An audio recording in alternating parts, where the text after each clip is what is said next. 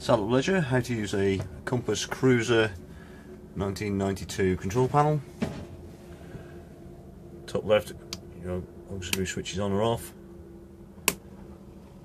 Pump switch on or off with light for running. So you've got a switch between vehicle battery and auxiliary leisure battery. Light switches, and also you've also got buttons to check your voltage, current.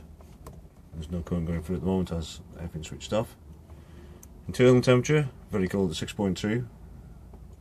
External temperature is not showing that. Water level, empty. So the water level is actually on your onboard tank. Wastewater, when full, will light up on that little indicator light there. And also you get a clock center with your hours and your minutes set in the center.